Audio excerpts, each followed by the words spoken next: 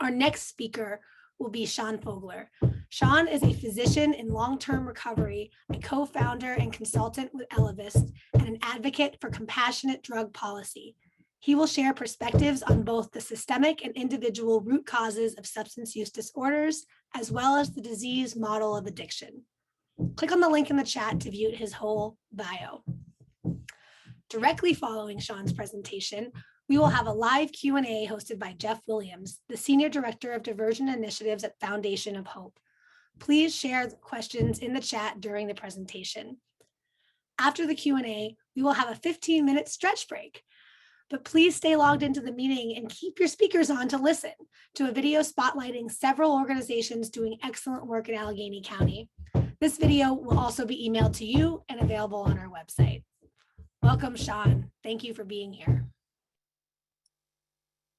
Hi, everybody. Today's webinar is going to be on the root causes of LEAD eligible behavior. Before I start, I just want to thank Connect and the University of Pittsburgh for inviting me to present at the Pre-Arrest Diversion Summit. A little bit of background. My name is Sean Fogler. I'm a person in long-term recovery. I'm also a physician. I practiced anesthesia in the Philadelphia area for over a decade. I myself developed a substance use disorder. I was actually at ground zero during the 9/11 attacks at the World Trade Center. And that really is where my substance use disorder was rooted. It took a long time to develop. Amazingly, I found recovery and have been doing harm reduction, public health related work for the past few years. Also been impacted by the criminal justice system. So I've experienced a lot of the different facets of addiction and the problems, and have also seen a lot of the solutions and amazing things that can happen in recovery. Today, I work with a public health consulting group with two other colleagues called Elevyst. We're involved in training, education, advocacy, and a number of other issues related to public health, addiction, mental health related issues, and trying to find innovative ways to address the overdose crisis. So before we get started today, just a little bit of an overview. Obviously, the root causes of substance use disorders and the root causes of the overdose crisis are very deep and many. I'm going to focus on a few areas that intersect with many other related issues. So today I'm going to really focus on U.S. drug policy, just an overview, the overdose crisis, the root causes of addictions, and some solutions. And these are really deep, complex problems. And the solutions aren't easy.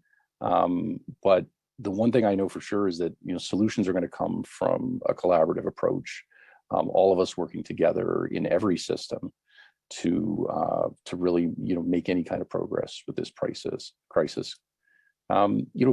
Currently, the problem is vast, but we really have an intersection of many problems, and we have this global pandemic called COVID that's been going on. And we have these multiple epidemics underlying this pandemic, and overdose death, communicable diseases, or other health-related conditions, criminal justice involvement with intersects with all of this, and mental health crises are intersecting and have really created a tsunami, a perfect storm and created a very challenging environment, not only for people that struggle with this disease, but for communities. And for all of us trying to solve these problems. And under each of these problems are deep roots. And frequently today, many of our solutions are temporizing, and they really address the surface, and we have to go a lot deeper. And the reality is these intersections have created a very dangerous climate, and they fuel a lot of the things that cause these problems to exist and actually exacerbate these problems. And what I don't have here is, overshadowing all of this is stigma. And we hear a lot about stigma these days, but stigma is a huge barrier, and stigma informs many of the policies that we have that fuel this crisis that we are in right now. And to address this crisis, we really need to kind of frame it and understand some of the history and the policy. And that's why I kind of started with U.S. drug policy, and obviously on its own, it could be an extensive lecture. But, if we look at the drug war and when this started, and the reality is it started a long time before this. If you look at, the late 1800s, early 1900s, San Francisco passed anti-opium laws, which were focused on groups, on certain groups. So, the anti-opium laws were directed towards the Chinese, and anti-cocaine laws towards the blacks, and anti-marijuana laws towards the Mexicans. And the reality is we've used, these laws and these strategies to focus on groups, to marginalize and oppress, and really do a lot of harm for certain groups and in our communities. And in 1971, when people think traditionally of the drug war, that's really when it was launched, and Nixon launched it, and he declared addiction, drug abuse as America's public enemy number one. And this quote here: "In order to fight and defeat this enemy, it is necessary to wage a new all-out offensive." And he definitely did that. And he did invest significantly in treatment programs, but he also allocated a tremendous amount of funds towards interdiction and towards supply side strategies. And from 1980, until today, the annual federal expenditure on drug law enforcement has risen from about $8 million to over $35 billion. Of that $35 billion, today is about a 50-50 or close to 50-50 split of supply versus demand reduction. Historically, not too many years ago, the focus was really on supply. I think we've shifted a little bit, but we still have a long way to go. And just to add a little more context here, John Ehrlichman was an advisor to President Nixon. And this was a quote, and some of you may have seen this before, but it's pretty disturbing, and it says, "We knew we couldn't make it illegal to be either against the war or black, but by getting the public to associate the hippies with marijuana and blacks with heroin, and then criminalizing both heavily, we could disrupt those communities." The roots, of how we see drugs, how we treat, drug use, substance use in our society, and the people that are affected by a disease are, the roots are very deep, and, the attitudes and beliefs that fuel a lot of our policy, a lot of our harmful policy, is rooted in this kind of thinking. And it's something that we really need to change. And where have these laws, where have these policies taken us? Well, if you take a look at this graph, you get an idea. America incarcerates more people than any other country on the planet. We have 5% of the world's population, but 25% of the people that are incarcerated. Over 2 million people are in jail. And the probation population is probably, 3 times that, probably 6 million people. And if you look at this graph, you can see, Nixon declared a war on drugs in about 71. And, the federal prison population, state and federal, have risen substantially. In 1980, about 50,000 people were in jail for drug offenses. Today, that's about 500,000. So it's almost 1,000% increase. And, we've used incarceration for as long as, forever, basically, to address mental health and substance use disorders. And it doesn't really work. And so, this is just to the point I just made. You can see the dramatic rise in state and federal and jail populations over the past 40 years. It's not too different today. It's been maybe a little bit of a flattening of the curve now. In some areas, there has been a decline, which is really heartening to see, but we still have a long way to go. And we also have to remember that there's a dramatic disproportionate impact on people of color, on Latinos, on Black and brown people, and on our most vulnerable, people. And if you look at the U.S. population, just for example, Blacks make up about 13% of the population. They make up about 50% of the federal prison population for drug offenses. Latinos even more. And so, we have really targeted groups in our approach to substances. And substance use is ubiquitous in our society.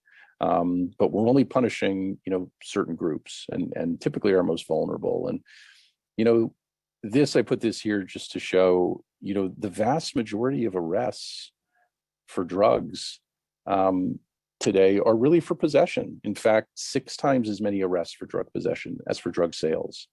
And so we target low-level people using substances, many without a substance use disorder.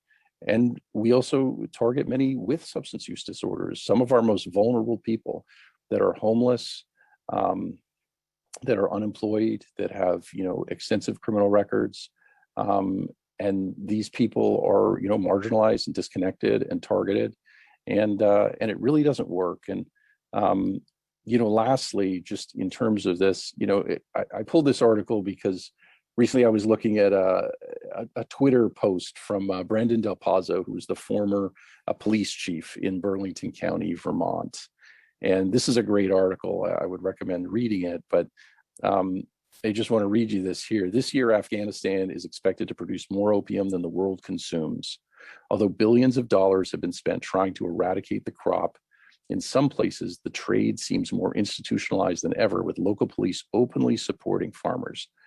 Now, growing opium in Afghanistan is illegal and can result in the death penalty.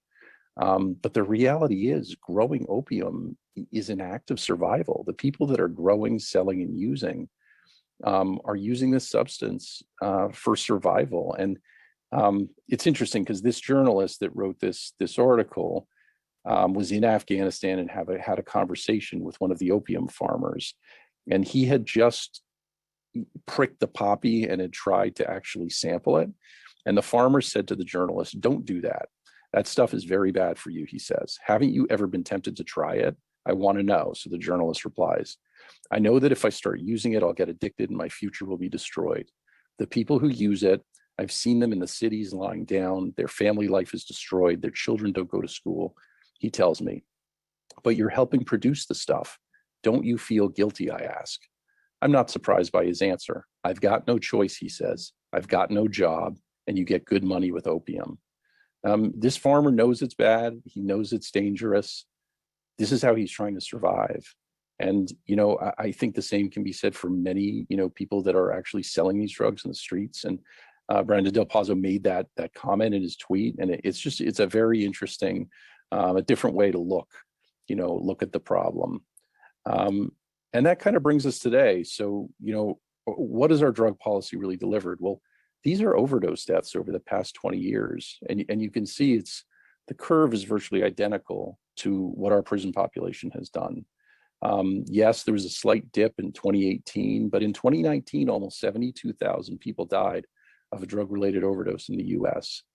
That was the highest number in US history. And that was before COVID. And then COVID hit.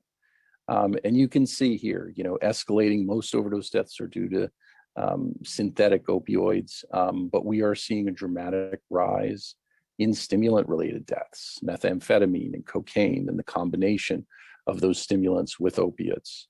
And early on in COVID, dramatic rises in overdose.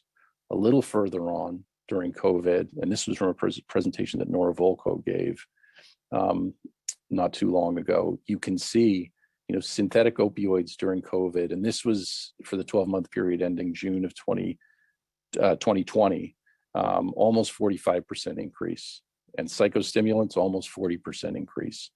So COVID has created, another perfect storm. It created a real escalation in the root causes, the isolation, the disconnection, the trauma, employment-related issues, housing-related issues. All the things that we know fuel the disease of addiction. And because, we've failed to address these underlying issues for so long, COVID exposed the realities of the situation, which were already there before, but now we see it in plain light. And the outcomes of our current strategy are pretty clear. For so many years, we have been told, like, the war on drugs protects public health and safety. And it doesn't. And we know that, and the evidence shows us. And so, we have to make a shift. And, What else has come out of this? We have an escalating public health crisis. We have failed to control or eliminate use. It's the harder we push, the worse it gets. We have increased harms. The current drug supply is cheaper and more dangerous and more plentiful than ever. It has fueled the spread of disease, HIV, hepatitis C, hepatitis A, hepatitis B, endocarditis, sepsis, the lists go on. And it has fueled stigma and the marginalization and discrimination of millions of people. We have made some progress with awareness. Knowledge has improved, but the reality is stigma is as real and as deadly as ever. And these ideas have permeated every system. It is not just the criminal justice system. Our healthcare systems, our political systems are infested with this archaic thinking and these beliefs about people that use substances, and people in recovery as well. This system delivers harm overtly and covertly, quietly in places you would least expect. Discrimination is real and dangerous, and it happens every day. And ultimately, all of this exacerbates the root causes of the behavior we are trying to address.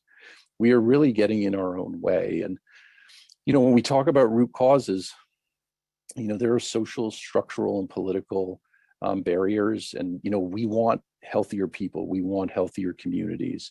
We want, safety. And these outcomes are really challenging to achieve when, we have social determinants of health that are totally unaddressed, things around poverty, inequality, and housing, the discrimination that goes on, violence in our communities, polluted air, water, language and literacy skills. These are really, powerful solutions, but they're not really getting addressed for the most part. And if you go a little further downstream, it's not really a surprise because our laws and our policies are huge barriers to addressing these things. Our economic systems, our healthcare systems, our justice system have really created a huge barrier for us to making any progress. And unless we address those, it is going to be very difficult downstream to address the root causes. So when we talk about root causes, yes, we can talk about, how money, power, and resources are distributed and racism and education, but we have to look further upstream. We have to look at, what is fueling these things. And that's frequently policies, the political determinants of health, and our economic systems and our different hierarchies. And so obviously it's a very large subject with a lot of different angles, but we need to look at every facet of this. And so, here I'm focusing mostly on substance use disorders, but these touch on, so many other things. And so addressing this, is a powerful solution to moving things forward. And, when we look at the root causes of addiction, there's a lot of components. There's a genetic component, there's an environmental factor, stress, trauma is a huge one, and mental health. And, people don't necessarily think, at least on an individual level, that stigma or public policy, might not be the first thing you think of, but those things color everything. And unless we address stigma, unless we address the policies that are underlying, how we address these issues, we will never make progress. And so just a little bit about addiction, the American Society of Addiction Medicine has a definition. Addiction is a stress-induced, genetically mediated chronic disease of brain reward, motivation, memory, and related circuitry. If we understand what addiction is, and we understand, the underlying root causes of it, we will find solutions. Currently, a lot of our strategies are temporary and quick fixes, and that has to change. And so when we come back to the definition, the dysfunction in these circuits leads to certain biological, psychological, social, and spiritual manifestations. And I always say, addiction is one of the most complex diseases that exists. There is no one way to solve it. There is no one way to recover. And one of the challenges is that many of our systems and strategies and solutions, frequently, one way is the only way, and that's it's not helpful. And the other thing is, we punish a chronic disease, right? We cage people. And that's not helpful. Addiction is a disease of isolation and disconnection. And the solution is connecting people, engaging them in community, and providing love, support, healthy options, not social isolation, not a lifelong label. Whether you could committed a drug offense and now you're a felon for life, or you've been shamed and stigmatized, as I know well, in the media, that is not helpful. In fact, that usually ends up badly. People end up suffering, going back and having a recurrence of use. And with today's drug supply, frequently people end up dead. And punishment rarely works. You will hear stories, you'll see stories of somebody who says, yes, I went to jail and it changed my life. That's not the norm. Jail is not, jail, punishment, shame, stigma is not a solution to this disease. And the reality is, people with addictions, they use substances or engage in behaviors that become compulsive and often despite harmful consequences. And that's a key point there, compulsive despite harmful consequences. So it kind of comes back to the idea of punishment and shame and stigma and judgment and discrimination, how the behavior will continue. This is a disease, right? And it's a disease that, affects the brain, and leads to disrupted motivation and choice. The brain reward system is sensitized to the different drugs, and you'll hear that from people. You hear, hey, I need to use this substance just to feel normal, not to feel high. And choice, brakes and steering of the brain are impaired, so decision making is impaired. People make bad decisions. They do bad things, dangerous things, elevated risk taking, things that they wouldn't normally do. And this doesn't excuse behavior, but it explains it. And the reality is that, we have the ASAM fancy definition and a picture of a brain, but what really is addiction? I mean, addiction, is an individual trying to get away from their emotional experience, to get away from themselves. Substances kill pain, not just opioids, but cocaine, methamphetamine, alcohol. I mean, these things create a surge in dopamine, right? And this allows us to feel good, allows us to numb ourselves. It allows us to disconnect ourselves from our human experience. And the reality is the vast majority of this is rooted in trauma. That was my experience. Many of my colleagues or people I know that are in recovery, that was their experience too. And it really is about pain. And Eckhart Tolle, he said this: every addiction starts with pain and ends with pain, and it's very true. And the way you conquer that is by connecting with that pain and moving through that pain. But the only way to do that is to be in an environment and around people where you experience compassion, empathy, love, and safety. And the reality is the environment that exists today for people that are currently struggling, or people that are in recovery is, it's not compassionate. It's not safe. It's dangerous, and that encourages hiding and isolation. And you see it all the time. People die alone with this disease. They die alone. They die disconnected. And we have to change the way we look at people with substance use disorders. We have to change the environment around them. And once we do that, that will create the kind of world where people will come forward and connect. It'll get us the things that we say we're striving for, right? And it'll, generally, individuals will become healthier, communities will become healthier, families will become stronger. And this is the way out of the overdose crisis. There really is no other way. There's many contributing factors for a substance use disorder. I mentioned genes, environment, age of onset is really critical.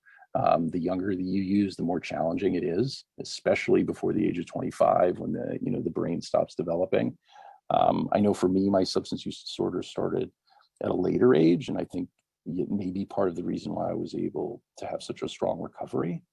But age is critical. And the other thing when we talk about trauma, adverse childhood experiences are a deeply, rooted cause of addictive behavior and the consequences of that behavior. Nadine Burke-Harris, who I believe is the Surgeon General in the state of California, is very focused on this. She actually has a great TED Talk that I would recommend watching, but she calls this one of the largest unaddressed health crises in America. And adverse childhood experiences, there is a direct correlation to the number of ACEs to health outcomes. We know this. And it's related to drug use, alcoholism, heart disease, diabetes, obesity. So many of the challenges in our communities and society would be, addressed if we, early on address these issues and provided the kinds of supports and interventions early to address these things. And I just wanted to mention stigma. Stigma is everywhere. Labels, stereotypes, discrimination, whether you're in recovery or out of recovery and still struggling. The stigma is not just in the public sphere, it exists in healthcare, and it is as bad or worse in the healthcare system. Self-stigma, individuals with this disease suffer greatly. We are our own worst critics.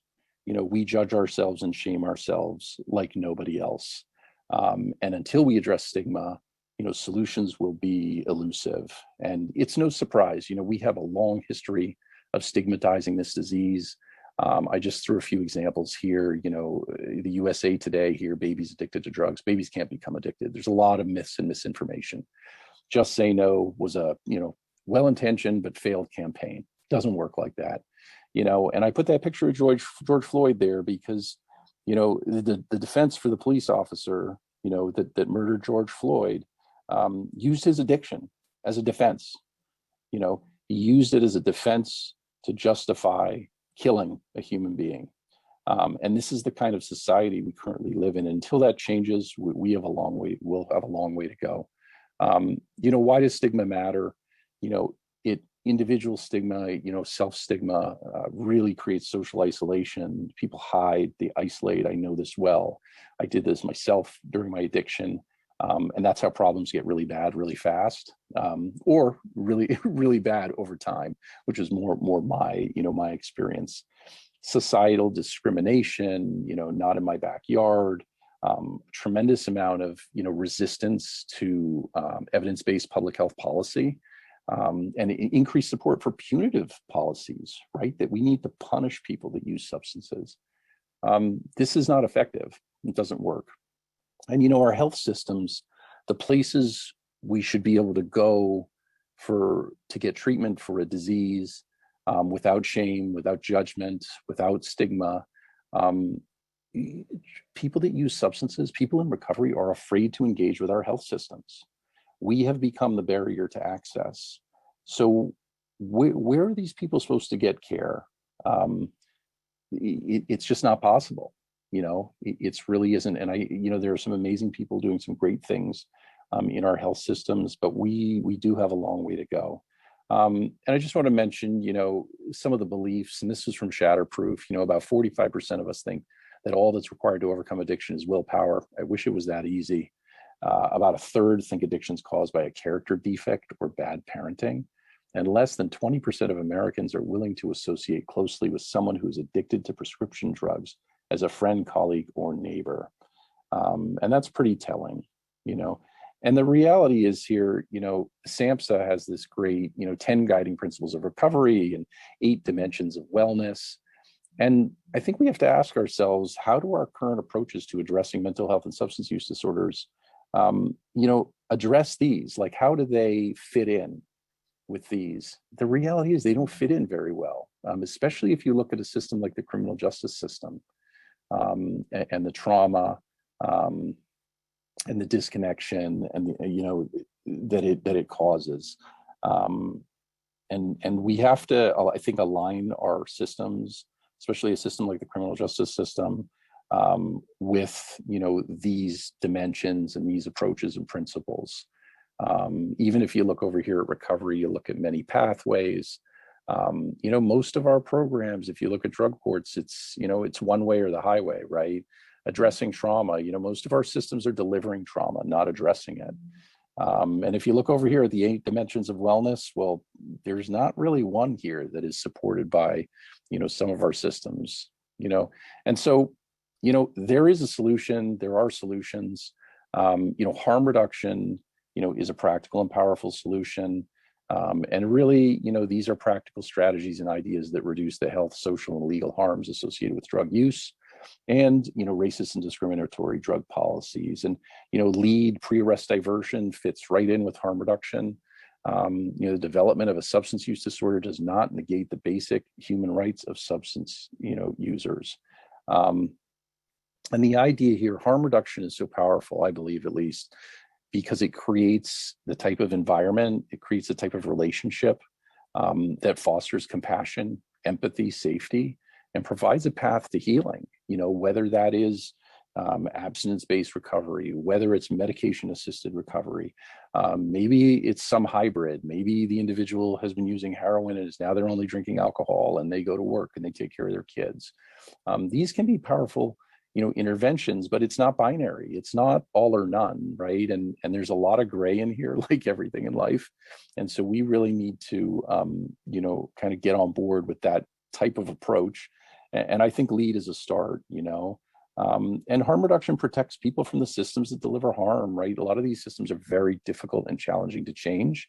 It takes a long time to change them. But until then, we need to give people strategies, knowledge, to protect their health and protect them from the systems that are doing harm. And it helps the majority. The reality is, only about 10% of people with a substance use disorder go to treatment. So, this helps the other 90%, which is the vast majority. And just some basics for you to look at, harm reduction looks at drug use as complex. It exists on a continuum. And the quality of the individual and community life and well-being defines success, not abstinence, not a drug test, right? Not the number of meetings you went to, but is your life better? Individually, community, are you engaged? Do you feel that your life's better? I mean, the most, important marker of success is how the individual feels about their life. No judgment, is made to condemn or support the use of drugs. It doesn't minimize or ignore the harms of drug use. And there's a huge emphasis on personal choice and responsibility.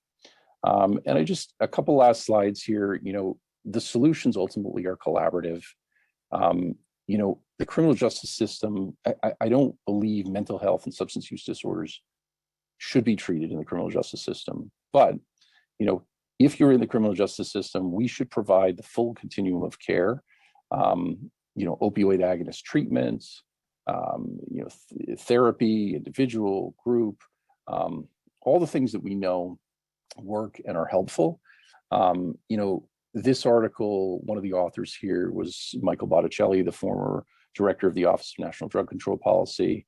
And I don't like the title, A Smarter War on Drugs, because I don't believe there is a smarter war on drugs, but I believe, if we're going to do this, we have to do it together, and we have to really take care of people, under our watch. And then when they're not, to hand them off and connect them to resources and support that protect their health and wellness and ensure they don't come back to a correctional setting. And I think, a LEAD is a powerful strategy because it addresses this early on. It gets people before they're in the system. And that's a really powerful strategy. And some last, just final solutions. I think we need to redefine public safety. Public safety should be about improving community health, well-being, safety, providing resources, opportunities. for people, people that have frequently not had opportunities, have not been able to provide for their families, have been marginalized and disconnected. We need to end the criminalization of the disease of addiction and many of the solutions that exist. We need to address stigma. We need to, evidence-based policy, implement evidence-based policy that improves individual and community health. We need widespread implementation of harm reduction strategies across the board. Low barrier access to evidence-based treatment, healthcare and housing first are so important. And, for the future, opioid settlement funds are massive, and they're coming. But we need to make sure not only do they go to treatment, not only do they go to, harm reduction organizations, but they need to go back into the communities that have experienced a tremendous amount of harm. We need to show people that we care about them and their communities, and really lift them up. And I think all of this needs to be data driven. We need to be looking at, is what we're doing working? If it's not, do we need to do something else? Do we need to modify what we're doing? But I don't think we're doing that enough. And I think that should really inform, our future solutions. And so thank you very much. I really appreciate the opportunity. And that's it. Thank you, Sean. I apologize. I just had some technical difficulties right before I was getting ready to speak. My mouse went dead. So I want to say thank you for an amazing presentation. I actually learned a lot on there, and I'm certain a lot of people who are on this summit has learned a lot as well. But my name is Jeff Williams. I'm the Senior Director of Diversion Initiatives at the Foundation of Hope, and I'll be facilitating the question and answer sections. So we have some questions that were submitted by members of the audience prior to the summit taking place. So I'm going to read through a few of these questions. We're running a little bit behind schedule, so I maybe be able to get to maybe 1, 2, hopefully 3 questions. Is that all right? Sounds good. Thanks, Jeff. First question that was asked, I apologize, I'm going to be reading it because, like I said, my mouse just went dead. What initiatives exist for non-coercive mental health and substance use treatment? How are we aiming to reduce police contact with individuals who are homeless, use substances, or have mental health issues? Yeah, I mean, that's a great question. There are many programs, I think, working towards non-coercive approaches. But the reality is that many of our programs, even the good ones, are coercive in one way, shape, or form, right? Even if, I mentioned the idea of abstinence, right? Most programs like drug courts, like the Physicians Health Program in Pennsylvania, abstinence is the only way. And we know that there is no one way to recover. I always say there's as many ways as there are types of people. We don't honor that enough. And so, I think LEAD is like, the interesting thing about LEAD, like we connected to the pre-arrest diversion, is that, it's diverting people early, connecting them to care, and giving them an opportunity to get to a place where it's not coercive, because in the system is coercive. And, there's other programs, I think some of these co-responder programs, I caught the tail end of Kurt's keynote, which was excellent. Some of these co-responder programs or programs where police are not involved at all, I think are a powerful strategy to get people away from coercive programs. And I do a lot of work with police, and no offense to them, but the reality is people with substance use disorders or homeless or, vulnerable populations, they don't want to talk to the police, and so we need to find ways to kind of, push them away from that. So I think there's a lot of creative, interesting solutions coming down the pike. I think it's going to take a long time, and I think diversion and a program like LEAD is a powerful strategy to get that started. Thank you for that answer. I greatly appreciate it. I think we have time maybe for 2 more. What are the rates of recidivism for people suffering from mental health and SUD disorders? Yeah, I mean, when you say recidivism, do you mean cycling in and out of the criminal justice system? Exactly. Yeah, I think it varies from place to place, but in general, what I've heard and what I've read is 60 to 80%. in that kind of within 3 to 5 years. Some places it might be more and quicker, but the reality is we have those numbers. We know what we're doing is not working.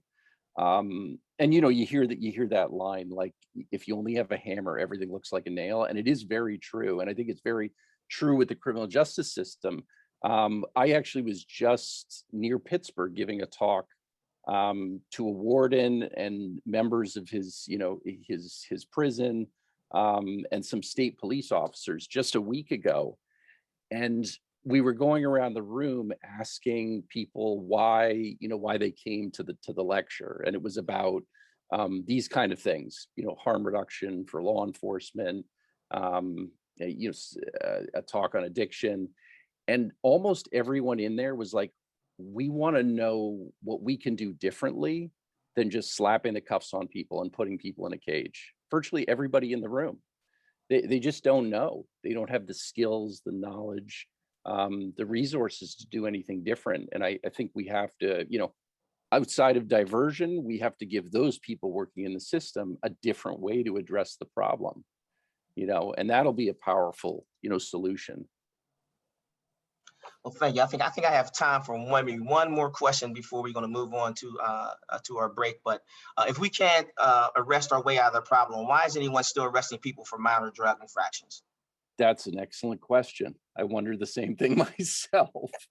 I think it comes back to what I was just saying. Like, we have this deep-seated roots, of the war on drugs, right, and drug policy in America, which, let's face it, is a racist drug policy. I always refer to Michelle Alexander's book, and where she says pretty much, the criminalization of drugs, the mass incarceration of Black and brown people is just a continuation of slavery. Slavery never really ended, right? So we have these deep-seated roots. We have one way to address a problem, right?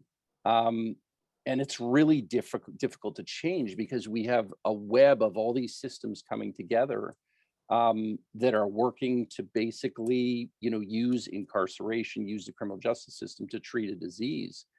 And I think, it takes a long time. I remember hearing, Larry Krasner speak and saying it's like trying to, steer a huge ocean liner. Like, it just takes a long time. And I think we've started the process, but I think it's going to take a long time.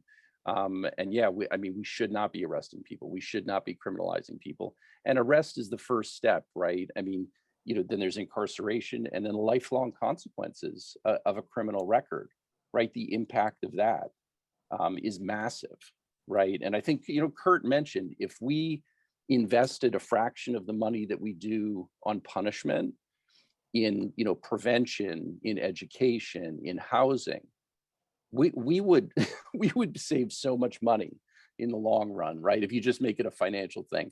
And obviously you're saving individuals and families and communities, and that kind of investment goes a long way.